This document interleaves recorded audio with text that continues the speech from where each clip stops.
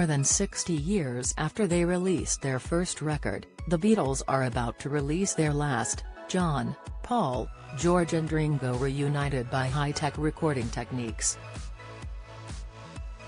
Now and Then was written in the 1970s by John Lennon, who recorded a demo on a cassette.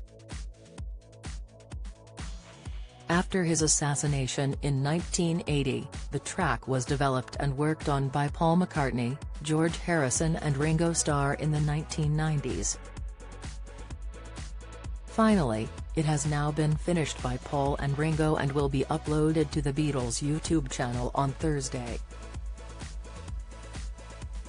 Sir Paul, 81, has described his delight at hearing the group's sound revived. He said, "We started mixing it. Wow, this is it, now it's a Beatles record." He added, "All of those memories come flooding back. To still be working on Beatles' music in 2023, wow. We're actually messing around with state-of-the-art technology, which is something the Beatles would have been very interested in." Sir Paul tells the story of the song with Ringo, 83, and John's son Sean, 48, in a 12-minute documentary Now and Then, the last Beatles song. Sir Paul begins the film, saying, "Making good music in a band is all about chemistry. The way our four very different personalities combined in the Beatles was something very special.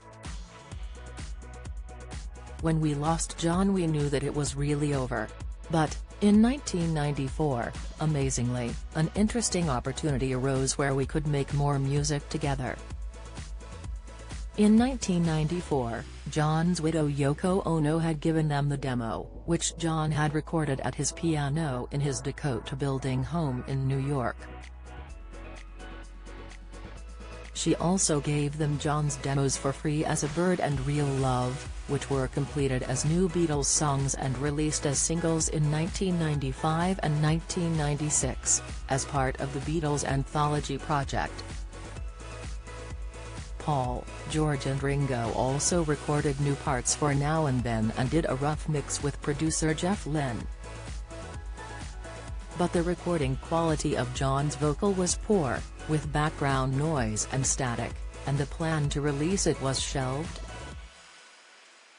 Fast forward to 2021, and The Beatles, Get Back, a documentary, directed by Peter Jackson, wins awards for its audio restoration.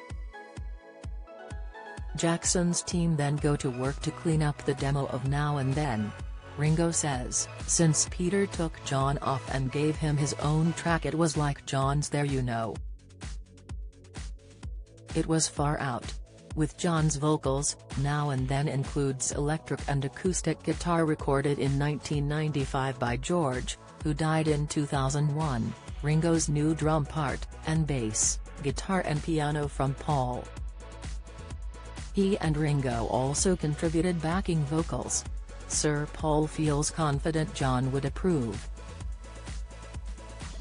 He says, "We listened to the track.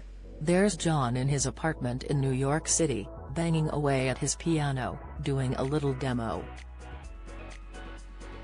Is it something we shouldn't do?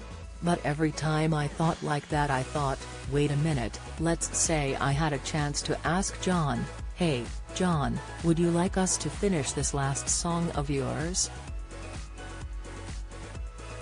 I'm telling you, I know the answer would have been, yeah. He would have loved that."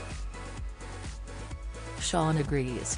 He says, "My dad would have loved that because he was never shy to experiment with recording technology. I think it's really beautiful."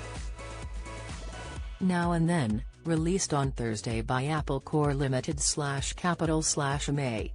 Now and Then, the last Beatles song will be on the Beatles' YouTube channel.